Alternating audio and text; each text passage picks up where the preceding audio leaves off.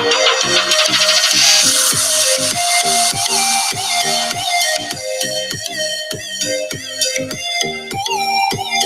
to Ability MKE, the Pulling Each Other Along show. I'm Dave Clark, along with co-host Dave Geist and Doug Cornfield. Welcoming you to another Thursday night edition of the Pulling Each Other Along show on 104.1 FM River West Radio, WXRW in Milwaukee.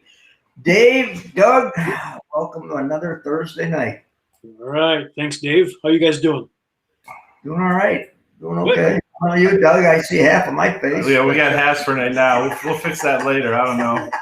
You know, it's that. Here we go. That's better. There we go. Always better than no face at all. Yeah.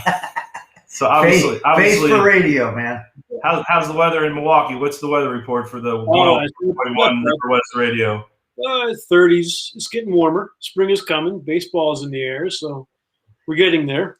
Can't beat that. We already got it down here, Dave. Doug and I are both here in Florida. I'm in Dave's house right now, and I think he's got the heat on to about 95 degrees. He's always complaining. It's so hot in here. All right. Anyway, let's move on to the show tonight. We have a special guest, and we go back a long way. We were teammates. I was his coach. He hated me. He loved me. He hated me. He loved me. I'd like to welcome to the show Tim Walsh. Tim? Hey, guys. How you doing, man? I'm doing great. Great to be here. Good to have you on.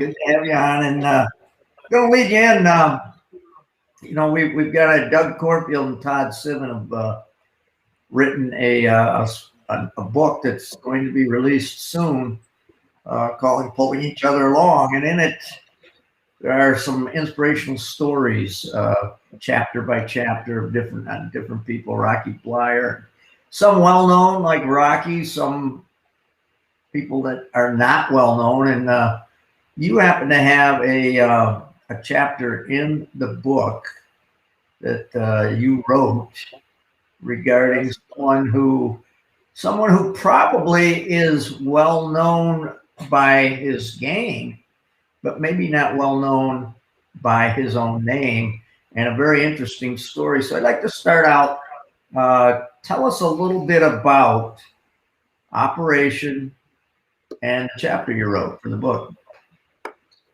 Sure. Well, I'm in the toy industry. So after I played baseball with you, I entered the toy industry and I invented some games and have a nice career in toys. And I met a guy named John Spinello. And John Spinello is the inventor of the classic game Operation. And I was writing a book in 2004 and wanted to include Operation in that book because it was all about toys. And found John and interviewed him. And it's hard to tell this story in a short manner, but we became good friends. And unfortunately, when he created that game, he sold it for $500. He never made any royalties. And he had a very successful career in warehousing business in Chicago, and then fell on some hard times. And a friend of mine and I, who were friends with him, decided to do a CrowdRise campaign and try to get him some money because he needed surgery that he couldn't afford. And the story that I write in this book sort of tells the tale of what happened when we did that, and it's pretty interesting. Quite ironic that the inventor of the game Operation needs an operation and yet doesn't have the wherewithal to get that operation. And I know you have befriended the man, John, personally, and I think what you did was amazing. When I read that chapter, I wasn't aware of that either. So, readers that get this book and read about John are going to be amazed at what you did for him and what's going on with him today. Yeah, he, our influence travels further than any of us realize. And certainly John, having invented a game that's sold 45 million copies all over the world, he certainly influenced a lot of people. But as the tale unfolds in the book, he finds out that his reach traveled much further than he ever could have realized. So we tell some interesting, weave in some interesting stories from people that wrote to John, and then I don't want to give anything away in the chapter, but yeah, his influence really traveled much further than he realized. I think you hit a key point there. You're absolutely right. What you do and the leadership or whatever you want to call it, or people you meet and different situations, you never know where that's going to lead, and what influence it might have on someone else. So it is a fantastic web we weave, so to speak, when you're talking about who's influenced you. And I think that's going to lead us along to Doug Cornfield's question to you. So Doug, I'm going to throw it over to you, and you've got that question. Oh, I got all sorts of questions lined up for Tim. The big one. So we'll start with you wrote, you've helped us with this chapter, and it's really just, it is a delightful chapter. I wish I had half the writing skills that you have, and it's just outstanding. And so I know it's going to be a favorite. And obviously we're teasing them a little bit by not telling them the whole story here, but it is really, you hate to say one of the best chapters, but it's just a great chapter. It was so well written. So we're glad you're involved in the Pulling Each Other Along book, and absolutely. And I want to talk a little bit, because your story, I knew of you in essence before I knew you, and we've known each other now for quite a long time. Yeah. Because they put me in contact with you over the phone, and we eventually got to meet through Disability Dream and Do, and you being an Indianapolis clown, I've got to ask you a question before we get into that bigger question. What is this shirt? No clown. There you go. No, I'm like, I saw this on your Facebook. I stole it. Sorry. And anybody that's on the radio at 104.1 River West Radio, Tim is wearing a No Clowns T-shirt at one of his toy conventions. Was that after I pulled you in the second inning out there? I'm a little confused. Okay, so some backstory. Here we go. I'm not a big fan of clowns per se.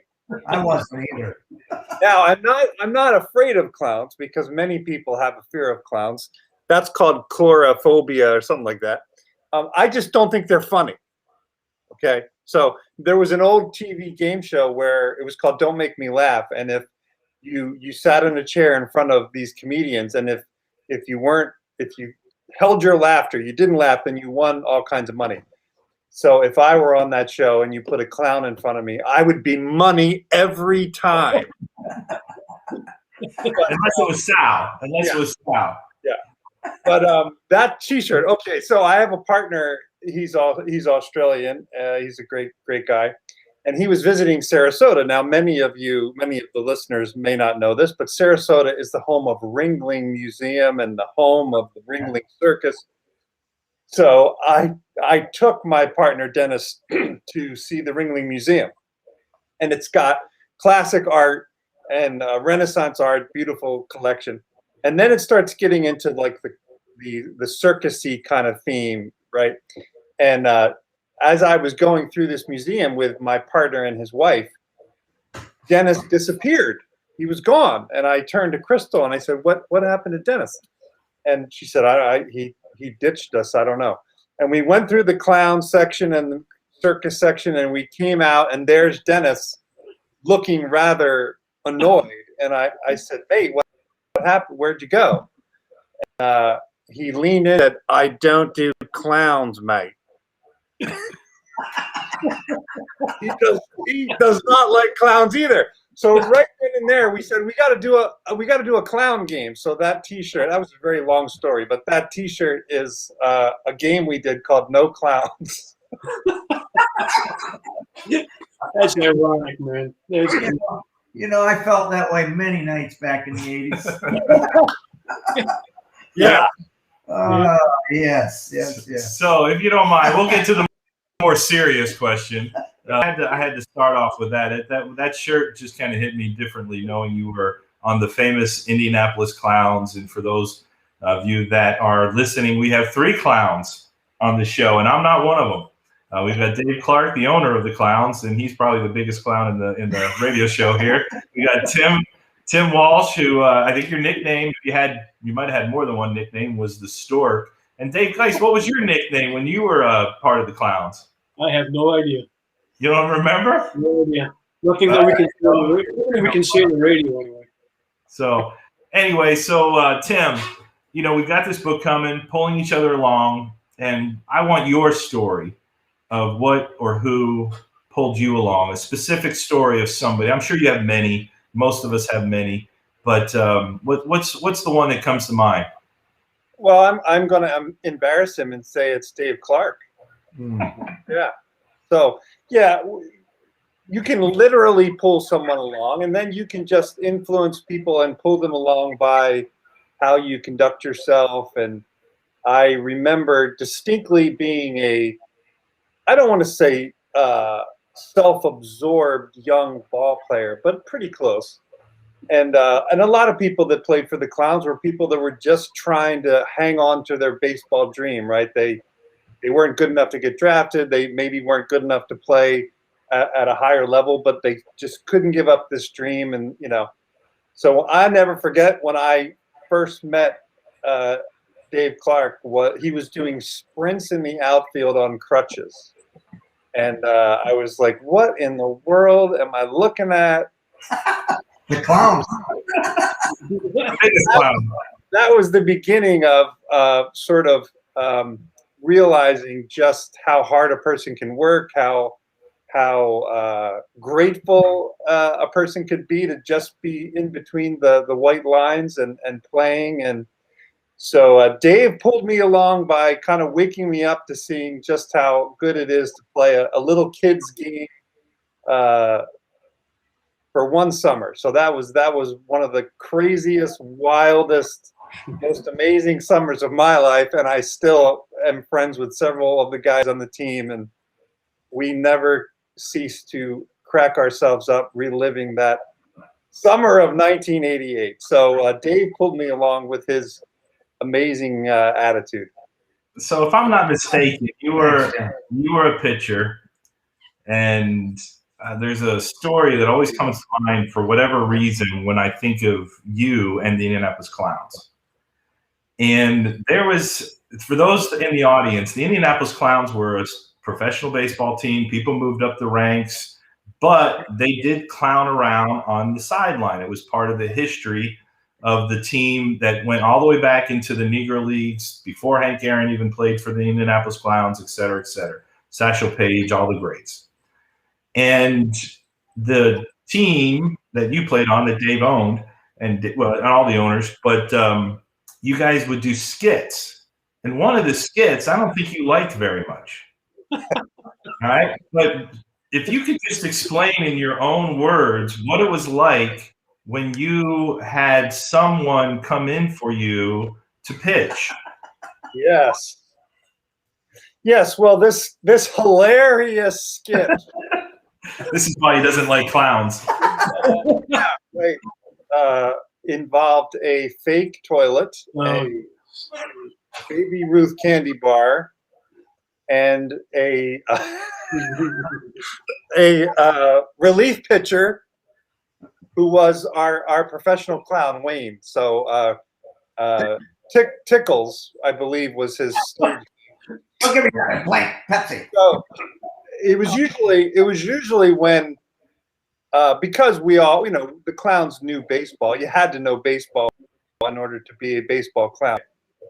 So typically this was when, maybe I walked 2 in a row or had some sort of, someone got a hit, and all of a sudden Tickles would say, "Time out, time," and he'd come running out to the mound with the plastic toilet. And I forget how it went. I believe he said the pitcher needs to be relieved. And instead of taking me out, he would say, "Sit on the toilet." I'd sit on the plastic toilet. and then everyone would laugh except for me, and then I'd get up. And then in Bill Murray fashion from the classic Caddyshack, old Tickles would reach into the toilet and pull out the baby Ruth and eat it. And all the kids would groan and laugh, and all the parents would be like, oh my gosh, why did I buy a ticket to this game? And that was it. That was the hilarious skit that we did every night for 9 I'm so sorry to bring that up, Tim. I am very sorry now. So that's pretty classic. It doesn't get much better than that. 15 minutes of radio, I don't think. I think we've mastered ourselves. So let's talk about you, Tim, a little bit more. I have 7 kids. You know, for the listening radio that doesn't know that, I have 7 children. And for the record, it's with one wife, which makes it kind of either me crazy or her crazy or both. And so, you know, board games and things with 7 kids is something that we did, the Monopolies and, you know, all the different games. But one of the games that we played before I ever knew you was the game Blurt. And tell us how you came up with this particular game, the game Blurt, and what your involvement was, because it was something that impacted our family. It was one of our kids' favorite games. Awesome. Well, I was in Sarasota. I think I said this off the air. After the Clowns, I came to Sarasota to try it with the White Sox, and I did not make the team, but fell in love with the area. And I decided, you know, I've been trying this dream for a while. I think it's time to get a real job. And I was a biology major, so I was working at a rehab center at the time in Sarasota, and I had a girlfriend who was a 3rd grade teacher. And I went into her classroom at the end of the school year to keep some kids occupied while she tested some other kids. And these are, if you don't know, 3rd graders are like 8 years old. So that's a tough crowd to keep their attention.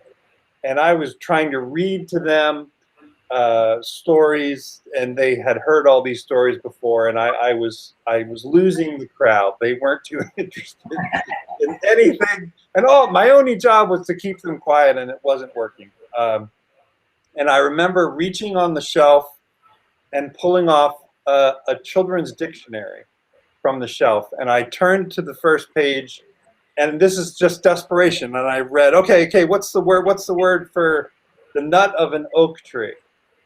And this kid said, oak nut. And I said, no, it's an acorn. But that's pretty funny. I don't know why it's not called an oak nut, but it's not. It's an acorn. And I turned to the next page and I said, okay, here's another one. The first meal of the day. And another kid said, waffles. And I was like, no, I'm looking for breakfast, but that's funny too. And I just started reading definitions, and they would blurt out the words. And literally, that was the moment when I realized the power of play, because 30 seconds prior, they wanted nothing to do with me, and now they were like leaning forward, quiet, waiting for me to read the next clue. And I thought, you know, maybe that will be a good game. And that was the beginning of Blurt. That's great. Very cool. Now, that wasn't your first game, was it? Your first? Yeah, Tribon was my first game. So at the time, the reason I was thinking of games was because I had already invented one with some college buddies. So I was sort of in the industry. So yeah, the first game was Tribon, which is a whole other story. Yeah, I'm sure. Well, that's pretty exciting. There's not too many people that have invented any games, especially not ones. Estimate how many games has Blurt and Tribon, how many have they sold? Do you have an estimation on that? Tribon has sold over 3 million copies, and Blurt is about 1.5 million now. So okay. And still growing. Yeah, and I remember distinctly getting a letter from before the internet, a letter from a guy that said Blurt was my favorite game growing up. So that made me feel old.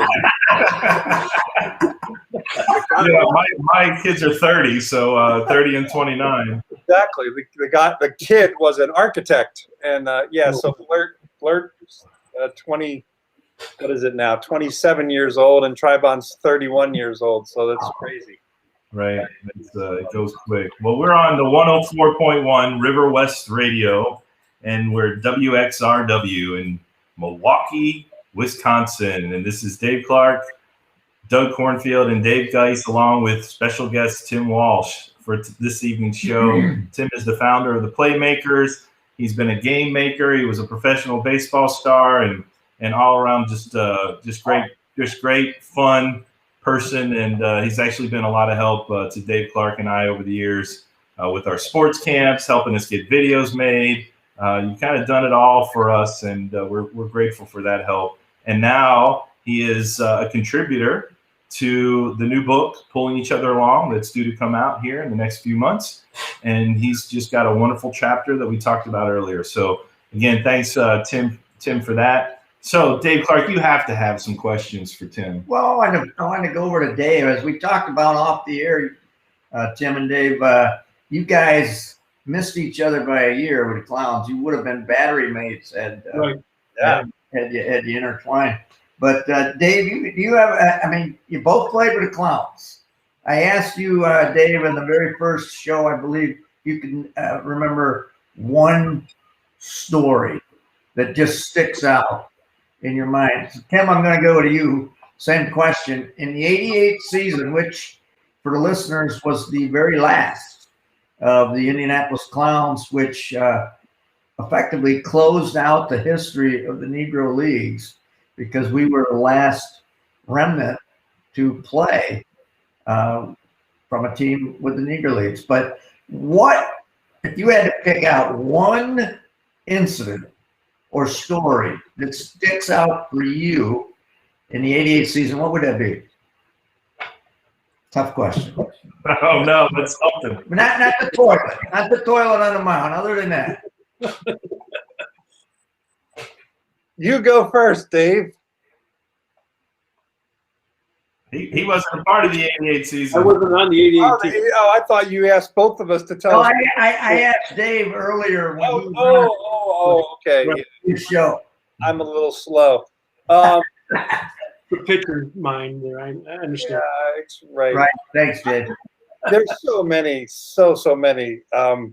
It was a great summer, but you know, it's the annoying things that at the time you're annoyed, but then later you realize how funny it was. We had a doubleheader in Muscatine, Iowa, Oh boy.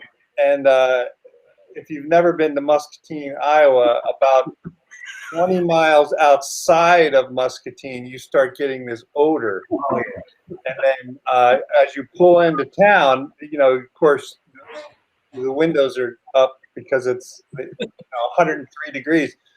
And you get out of the van, and there's a dog food processing plant in Muscatine. So it's kind of hard to really get if you could ever imagine the hairs of your nose curling, your eyelashes curling back. That's kind of the smell. And we were there for 2 days, and I believe it was 103. And the Clowns, you know, we didn't have multiple uniforms, so you played one game, and of course you're drenching wet with sweat. And then 3 hours later, it's the second game, and I remember being asleep in the shade inside the equipment trailer, just trying to get some shut-eye out of the sun. And another clown, his name was Rainbow the Clown. He thought it would be hilarious if while sleeping, he would come up and take a wad of hair from my leg and yank it up. And I remember being awoken by my leg hair getting yanked and saying a few choice words to Rainbow. And I believe later that afternoon in the game, another little trick that Rainbow thought was hilarious was to go underneath the bleachers and tie people's shoes together, shoelaces. And I do recall him doing that to a rather large gentleman, and the gentleman getting up and stumbling. And we thought Rainbow was going to die right then and there. So, yeah, that was just one afternoon on the cloud. Oh, yeah. Little Muscatine. Oh, what a dream season. Tim, you talking about Muscatine? You remember the river bugs in Muscatine? Yes. Every night. Yeah, oh, yes. And then they would die overnight. You'd be walking on them all day long, and just crunch, crunch, crunch, crunch, man, everywhere. They must. Did either one of you guys ever? You knew George Long. Yeah. Did you know George Long, Tim? I met him, I think, briefly at one game, but I remember a lot of the stories that you used to tell. The one story that sticks out from my playing days with the Clowns was when I played for him back in the 70s. And Mr. Long wrote me a letter inviting me out to the tryout that he was having in Muscatine. So I drove out, and I had his address. Of course, there's no GPS or anything in those days. And so I'm going down Liberty Street. He lived at 505 Liberty Street. And when I pulled up past 505 Liberty Street, the grass was about 3 feet tall. The house was falling apart. And I said, that can't be the owner of the Clowns. I got to keep going. So I kept driving down the street. There was no more 505s. I turned around, pulled back up to 505. I got out of that kind of real tepidly. And here comes this gentleman down the street, older man, 2 hands under a grocery bag, a paper grocery bag, and he's holding it in front of his chest, and he's eating an apple. And the apple's dripping down the sides of his mouth. And I got out of the car and I went back up to him and I said, would you know where Mr. George Long lives? He goes, I'm George Long. I said, Dave Clark. Hey, Dave, come on in the house. I go in the house. He never threw away a Sporting News or a letter that he received. It was all over you could hardly move inside the house. The one thing that sticks out to me is meeting his wife.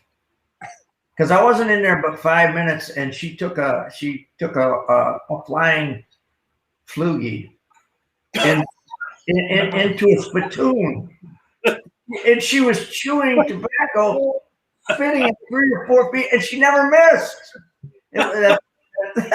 That's my recollection of my first Indianapolis Clown story.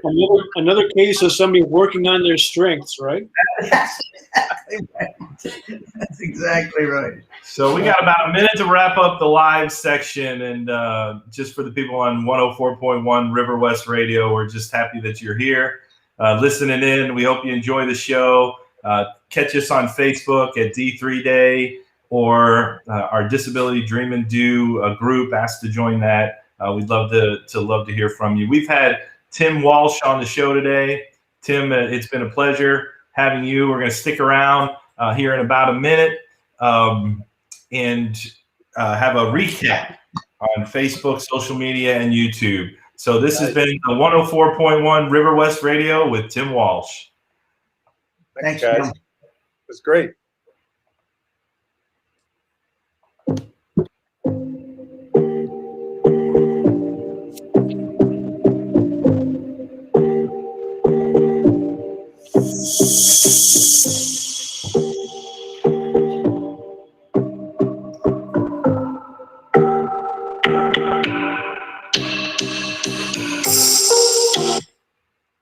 And we're back live on Facebook with Tim Walsh, and we're on YouTube and wherever else we might be being shared or watched today. So Tim, thanks for doing the live version of the show. Now, I'm hopefully when we're talking about certain things that we didn't break any of the radio rules, who knows? I doubt it. I hope not. Forgive us, River West Radio, if we did, or tell us if we did, so we can learn to be better. I think we were safe. I think we were PG. Maybe we'll pull Kurt in. He'll know better. So we'll pull Kurt in. I think. Oh, did we pass today, Kurt? Oh, is he on? Is he on? Yeah, Oh, yeah, good program. You complied. So we complied. All right. I had to be close. I tell people I have my hat. It's got our logo on it. You can message us if you want our pulling each other along hat. We need at least $100, right, Tim? Something like that. That's what we need for that. So, but anyway, I saw this on this picture I'm pulling up right here. I saw this on your Facebook page, and I had to steal that. That is awesome. So that goes right along with pulling each other along, and my book, A Pound of Kindness, about this boy, that needed some help one day, and I don't know who that guy is, but he's usually sitting beside me when I'm here at his house. So poundofkindness.net, if you're interested in that, you can help us out. Promo code D3Day will get you at least some free shipping. And so if you're here listening and you want to give a great gift away, we would appreciate the help of Pound of Kindness. And I'll plug this book. I kind of already did without saying when we were on the radio, but this was literally one of my kids' favorite games. It's hugely fun. It's for the whole family. It's Blurt, and you'll just have a lot of fun with it. And I think you have that game available either on your website, Tim, or you can maybe share how people might be able to get your products and things like that if people are interested to learn more about the Playmakers. Yeah, they can go to theplaymakers.com. That's my website, and there's links there to different projects. There you go. Theplaymakers.com. Very cool. So I got 3 clowns with us today, Kurt. You got any questions for these 3 clowns? It doesn't get any better than that. I'm not one of the 3. Okay, this is new. There you go. Maybe Yeah. So, I'm curious about childhood. Are there childhood memories that kind of make it that in our adult male life we're still all about fun and games and tomfoolery and let go of that inner boy? What can you tell us there, Tim? Yeah, well, I'm a big play advocate, not just sports, but kids learn how to socialize and learn how to figure out their world through play. And Dave and I were actually chatting on the phone this afternoon about the fact that kids today don't seem to get outside as much as they used to. And that unstructured play where they've got to figure out the rules themselves is literally how kids get socialized. And if a kid is 3-4 years old and they don't have that play with other kids, then they don't figure that out. And it's a shame when you run into a kid that never really played with his or her peers. So yeah, we're big play advocates in this house, and of course, being in the toy industry, we talk about that a lot. So I'm blessed to have grown up with 5 brothers and sisters, and we just beat the snot out of each other and loved every minute of it. Good stuff. All right. And It's a good crowd. Wiffle ball was a big game for you, right, Tim? Oh, huge, yeah. Yeah, wiffle ball was invented in the 50s by this Connecticut father and son, and his son was trying to throw a curve and was hurting his arm. And his dad thought, he was a pretty creative guy, and thought, I bet I could come up with a ball that would curve on its own. And took a round perfume bottle and cut holes in one hemisphere, and that was the first prototype, and it curved. And it's also a cool game to play in confined areas because you don't always have 9 people to play a game. And the thing about wiffle ball is you can play with 2 people, a pitcher and a hitter. There's no base running, and no matter how hard you hit it, it's not going to go very far. It's not going to break any windows. It came out in 1953, and I loved it as a kid. Yeah, I remember playing that. Now you tell me how to doctor a ball to throw a curveball well after my playing days ended. Come on. You just gotta come home. Should have told me that a long time ago, man. Oh, So I think Dave, when you were talking about your most unpleasant toiletry pitching relief, Dave has an added on story where he got involved with that little skit one time. What was that all about, Mr. Clark? well, I did. I got involved with that. But and you know how I detested the clowns, Tim. I shouldn't say that, but you just did. It's on recording. I'm gonna divert to another story because you were on the mound in Jasper, Indiana, Tim. And if you recall, I called timeout. I think a guy singled off you, and I called timeout. And I walked over to the mound, and you thought I was coming to talk to you. And Sal Tombasco, who was the director of our clown unit, the clowns unit, was playing third base that night. He was also a player, but he was in charge of the entertainers. So when I walked to the mound, we were, you thought I was coming to talk to you. I didn't even look at you. And get the hell out of the way. Get out of the way. Glad we're off the air. Get out of the way. I got Sal. Get over here. And Sal comes, and you're sitting there as a bystander, and I'm chewing Sal out because there's no entertainers on the field. They're nowhere to be found. And I'm Sal, where are the freaking entertainers? What's going on? And he's I don't know. So after the inning was over, we go to the dugout, and before the inning ends, Sal comes back up to me, and he says, "You'll never guess where the clown is." I said, "Hard tell, where is he?" And he goes, "He's on the bus. He's got stage fright." He had a clown that had stage fright. I'll never forget that one. That's the wrong profession, buddy. yes, he was in the wrong business. But I go back to your question. The skit that you described so eloquently when we were on the radio, that's the only skit in the 5 years that we were active under our ownership that I ever participated in, only once. And that was you described it perfectly. The pitcher sits down, he gets relief. I walked over from first base. I don't know what was in me that night because I can't stand the show part of the game of the Indianapolis Clowns. I could never stand the show part. But and that truth comes out now. But I hammed it up for the crowd. I looked up the crowd, and then I looked in the toilet, looked at the crowd again, looked in the toilet, reached down, pulled it out, pulled the bar, and I showed it to the crowd, and they were like, "Oh!" And that's the only time I ever did anything on the field of the show. It was a good baby Ruth, wasn't it? That was really nice. Was good, yeah. I was It's actually hungry. That's probably why you did it. You were hungry. Probably. I was hungry. So there's a lot of bologna and peanut butter sandwiches on the clowns. There's a lot of them. So Bug juice, yes. Bug juice, correct. Bug juice, yeah. I forgot about bug juice. Bug juice was $1 a gallon back then. So that was Right, exactly. That was economy right there. Dave, do you have any questions for Tim?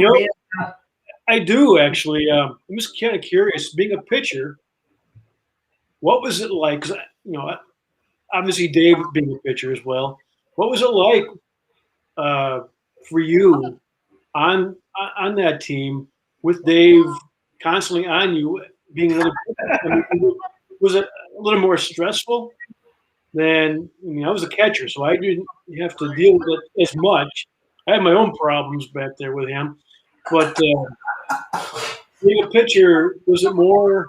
Did you feel like you were more under the microscope working for Dave or playing for Dave? I don't think so. No, I played some first base when I wasn't pitching, and my favorite position was pitching. I don't remember any. I mean, he was, he wasn't much on wildness. He wanted you to throw strikes. Oh yeah. He wasn't too keen on that. And I had a balk move that I could pick people off at first. It was perfectly illegal. I'd pick my I remember some coach said, if you want to steal a base, you look at the front, you look at the heel of the front leg of the pitcher, and as soon as that heel comes off the ground, that's when you break. And being a pitcher, I was like, ooh, I'm gonna. So I had a little balk move where I'd lift my heel and then turn and throw. And I remember I caught Dave off a little off guard, and the ball almost hit him in the face. But he had good reflexes. He thought I was going home, and he kind of looked in, and then I was throwing at him, but he caught it. No, I don't remember any. It was a great summer, man. It was. All right, what's your recollection of the rice drill? Yeah, Dave had a drill. It was a big 5-gallon white bucket that paint was typically in, and but the paint was gone and filled with rice, and it was you would dig down through the rice to the bottom of the bucket repeatedly, and that was supposed to strengthen your wrist and the tendons of your elbow. And I was a believer. If you had told me, you need to drink molasses and that'll get you to the show, I would have done anything. It didn't matter. It could have been, he could have had some other weird drill where you stood on one leg and drank cherry juice through your nose, and I would have been like, really? Is that what you got to do? So, yeah, I did the rice drill. We had a bucket of rice, and that was great. And I remember one of my biggest recollections was I came down before the rest of the team showed up, and it was Dave and Tank and I at Garrick Field in Ocala. Yep. I remember thinking, oh, Garrick Field, it must be named after Lou Gehrig. It's probably a really nice park. I showed up, and there was a 4-foot weed growing out of the behind the rubber on the mound, and I thought, there's the Bush Leagues, and this is the Weed League. Weed League, yes. And about a block away from there, yeah. Okay, yeah. So whenever I drive through Ocala, people think of Ocala as like horse farms, and I think of 5-foot weeds on Garrick Field. You got it, man. You got it. And it was named after some politician named Garrick, not Luke. What wasn't even spelled the same way. That's right. Yeah. So. No. Hey, I have to do this for my kids, Tim. How often did you interact with this fella?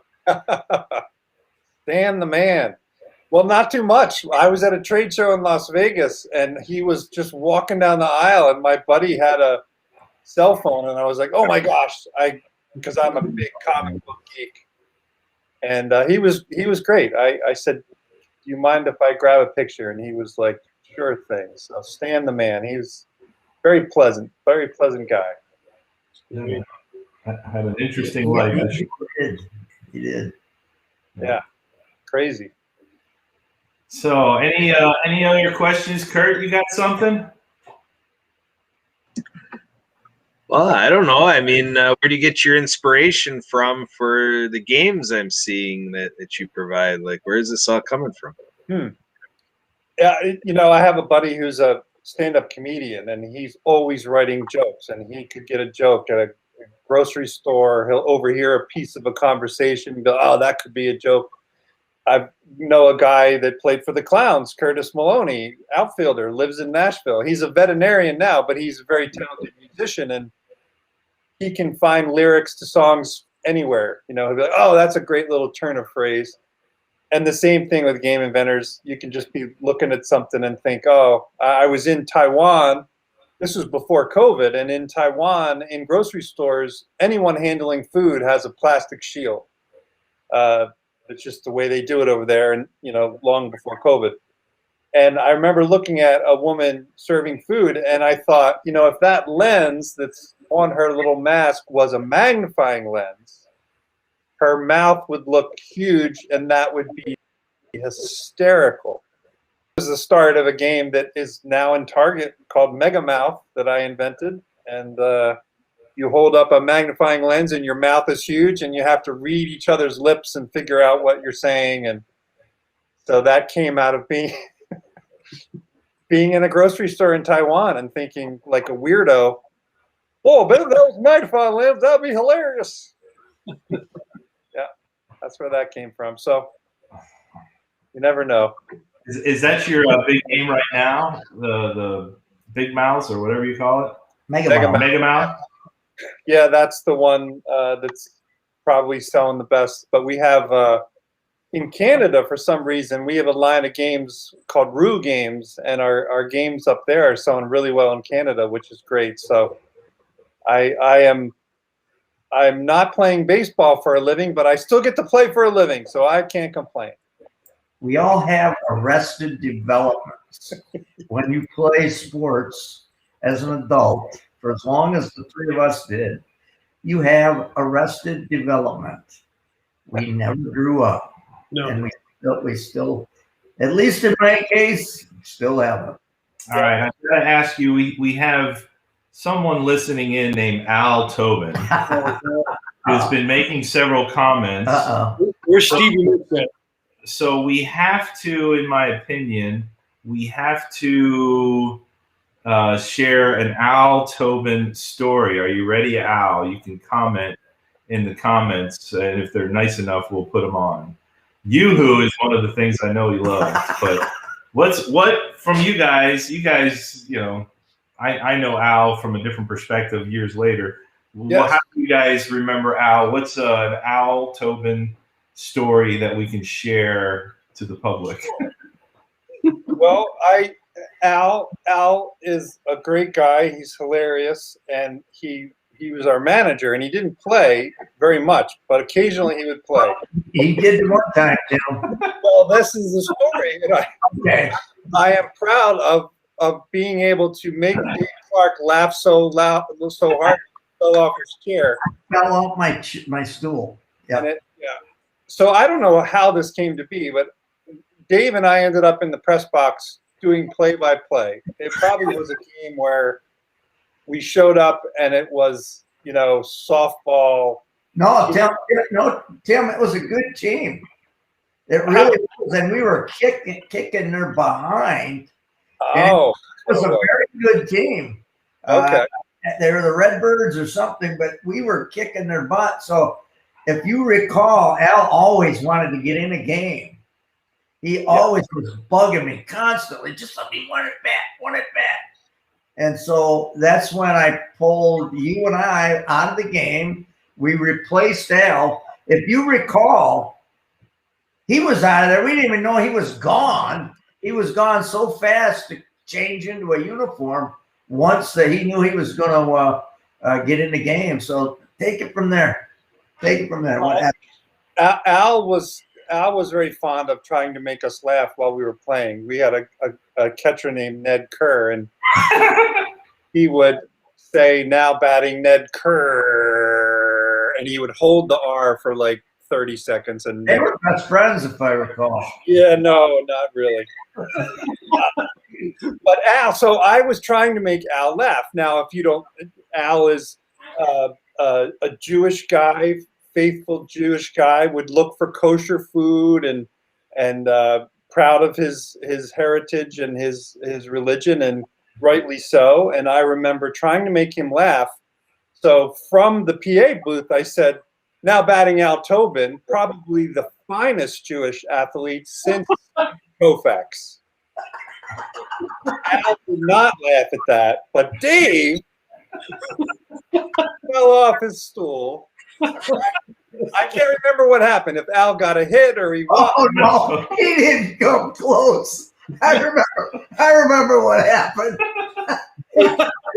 You were up there going, "Here comes the first pitch," and we could hear Al. We were right on top of the plate up in the air, and Al go, "Yeah." And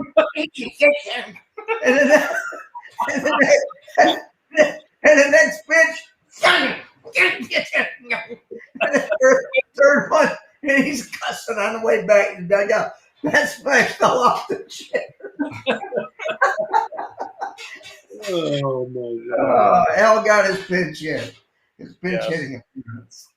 He was the greatest Jewish first baseman that night. That's a great recollection of Al Tobin. Yeah.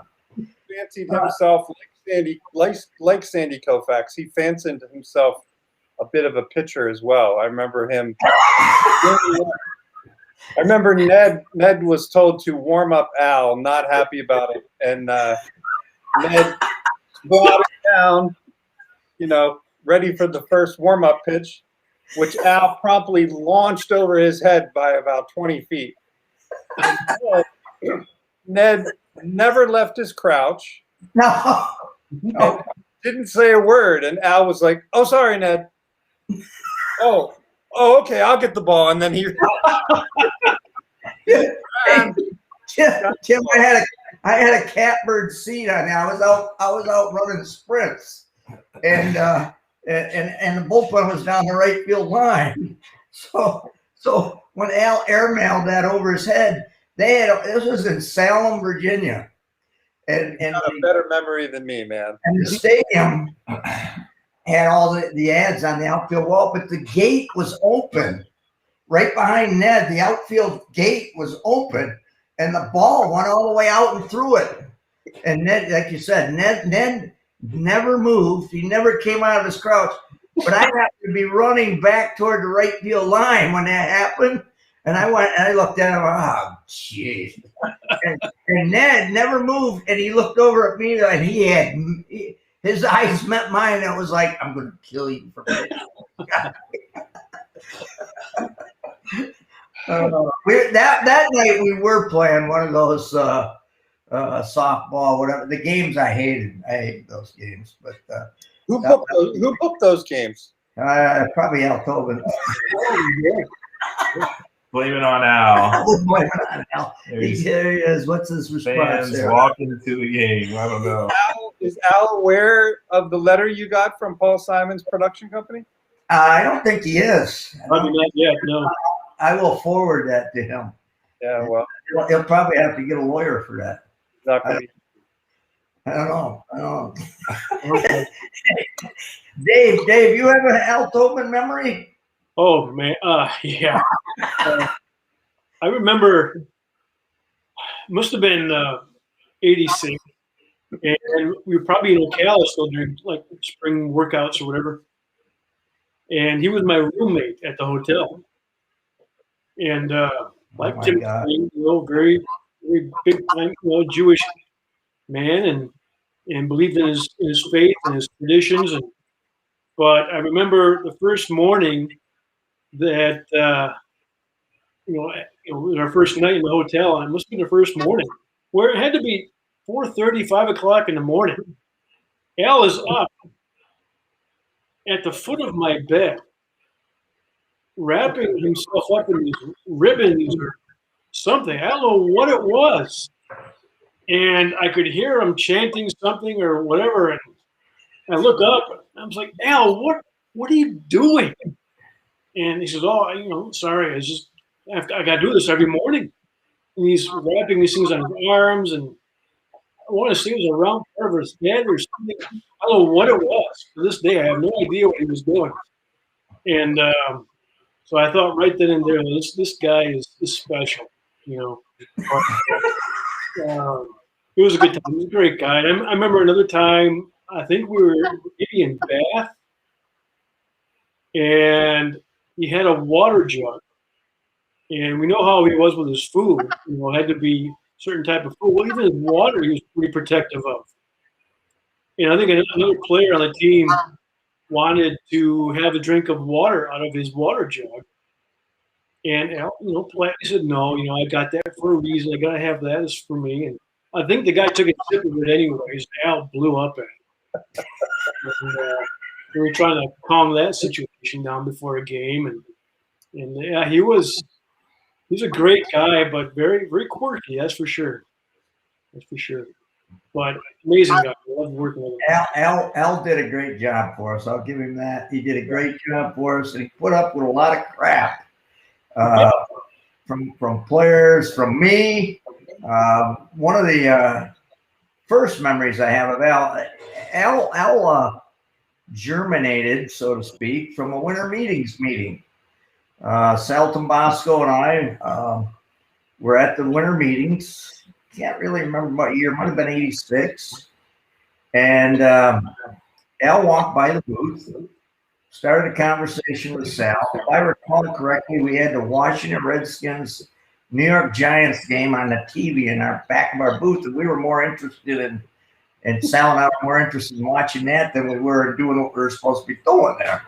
And Al started a conversation with Sal, and we were looking for a general manager at that time. So one thing led to another, and Al came behind the booth, into the booth, behind the table, the desktop, and he almost sat on me. He didn't even see me, and he sat down, and I was like, "Excuse me." And that was my first meeting of Al Tobin, when he almost sat on my lap. So I don't think he was more concerned with addressing Sal than seeing that somebody was sitting in the chair he's about to sit in. So that was the start of a lifelong friendship from there. Yeah. And we'll get him on the show if he gives us like what, $1,000 sponsorship. Maybe $2. I don't know. Let's see, what was the response to that? Al said 85, and then he said 86. I don't know which one. You know what? That must have been the winner. Never saw it. Says never saw me. There you go. That probably was the winter of '86, because in '86 season was that girl. I can't think of her name now. Diane Ox. Diana Ox. Yeah. From Ithaca College. Is she the one in that interview? She's the one in the interview. Yeah. So Tim, I have an interview that I really had. I haven't showed it. I've kept some of this stuff on hold. Thank God. And it's an interview with Dave and George Long in a setting. They're like in a living room in 1980, but it looks like it's 1960s. They have it's 86. It's 85. whatever. 85, 86. So it's George Long, Dave, and Diane. And one of the questions comes out that there's a female that was interviewing Dave and George and the crew, and Dave's sitting there. He's got his thumbs twiddling, so it's this hilarious. He's on a chair, and she asks if the guys were married or single on the team. And literally without even a pause, Dave said, "Well, we're all single from town to town." So Dave Clark in his single days, there it is, and wrapped up in one sentence. But I had this wonderful interview. I mean, if you think about it, that's pretty classic. Another thing that I have is, I'll ask you a trivia question, Tim. Who made the last out for all of the Negro Leagues, all of the Indianapolis Clowns? I believe it was Dave Clark. It was Dave Clark. I was there. I think it was a ground out or something. And you know what happened next? Because Dave said he didn't participate in Shadow Ball. And maybe for the few people that are watching and listening, can you describe what Shadow Ball is, one of you? Tim, it's your show, so why don't you describe it? Shadow Ball was a pantomime of a team taking infield practice. There was no ball, and you exaggerated all your movements and dove and you'd pick up a little bit of dirt, so when you threw it, smoke would come out of your hand. That's how hard we threw. Smoke would fly out of your hand. And we did it to, what was it? Jump, right? By Van Halen. Another song that was played at nauseum. Oh, you're in big trouble, man. I hear the first note of that on the radio. That's Clowns. Takes you back. Yep. Yeah, so I guess that was usually after the game or sometimes the seventh inning stretch. And apparently we waited till the end of the game this particular time. So Dave grounded out and did not participate in Shadow Ball, but went, where did you go? I don't remember. So for the very, very last Shadow Ball, he was the one with the bat.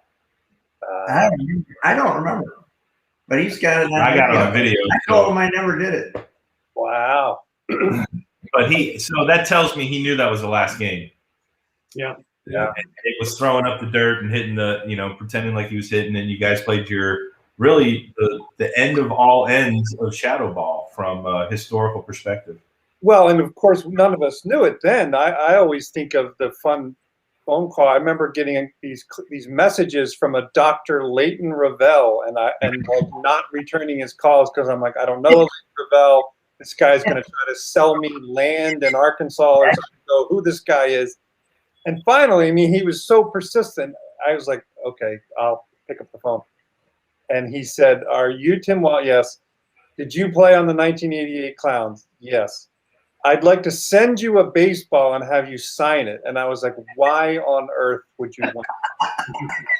And he said, "You played on the last barnstorming baseball team in American history."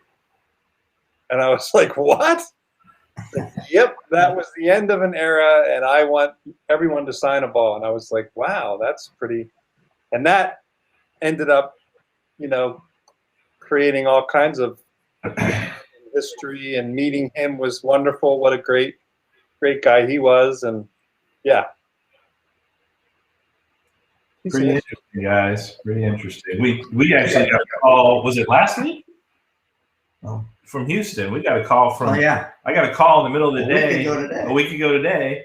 He calls me in the afternoon, and his name's Nathan. He's with Fox Television in Houston, and he's doing a piece on an Indianapolis Clown from the 70s.